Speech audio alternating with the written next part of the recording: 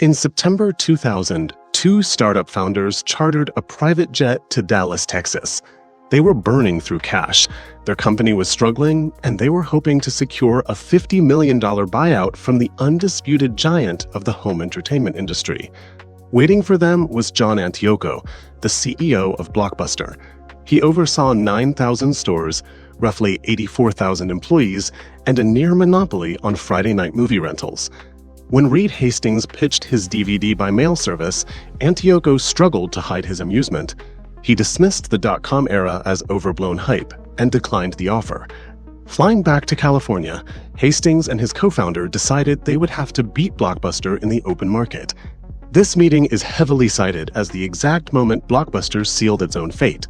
The popular narrative assumes they were simply blind to the digital future, but examining their balance sheet reveals a different story. They were destroyed by the toxicity of their own profit engine.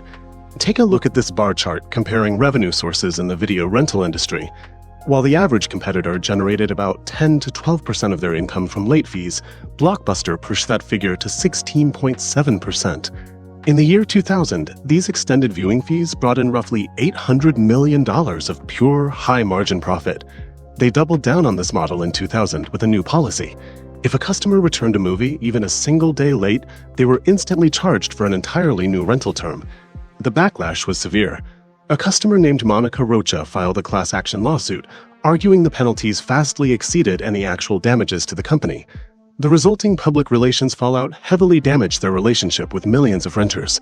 Blockbuster had built an operation where their most lucrative financial asset was the specific mechanism their customers despised. This created a massive vulnerability, practically begging the market to supply a late fee-free alternative.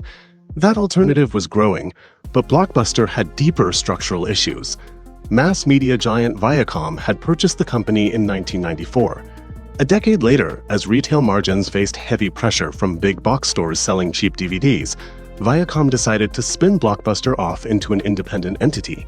Viacom executed a leveraged recapitalization, requiring Blockbuster to pay a $905 million special cash dividend to Viacom shareholders. To fund this, Blockbuster entered independence chained to a $1.15 billion credit facility and $300 million in subordinated notes. This debt service required heavy, consistent cash flow. Servicing those loans consumed the exact capital Blockbuster desperately needed to build distribution centers, develop recommendation algorithms, and lay the groundwork for digital streaming. The company didn't fail because management was inherently too slow to understand the internet. They failed because they were starved of capital from day one of their independence, forced to feed their debt rather than fund their digital transition.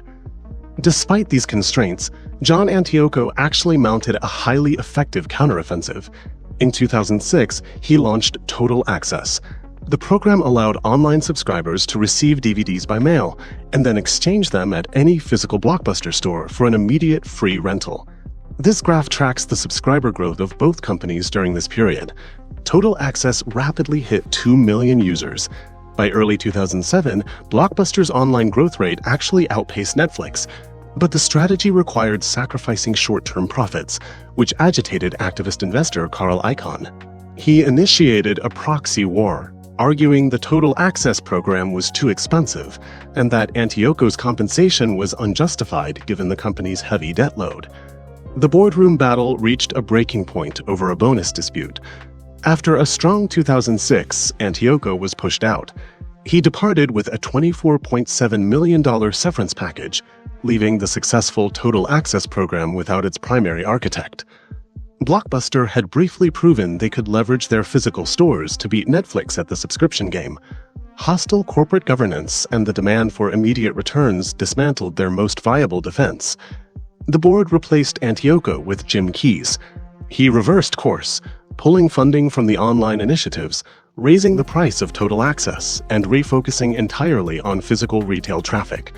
Instead of investing in streaming infrastructure, Keyes attempted to buy Circuit City, a physical electronics retailer already speeding towards its own bankruptcy. He also poured resources into MovieLink, a clunky video-on-demand venture that failed to gain traction. In a 2008 interview, Keyes stated that Netflix was not even on his radar screen in terms of competition. That same year, Netflix began streaming on gaming consoles and soon secured a massive digital licensing deal with Starz. Ignoring a rapidly scaling competitor does not make them disappear. It ensures that when their product finally matures, your organization will have zero structural defenses in place to survive the impact.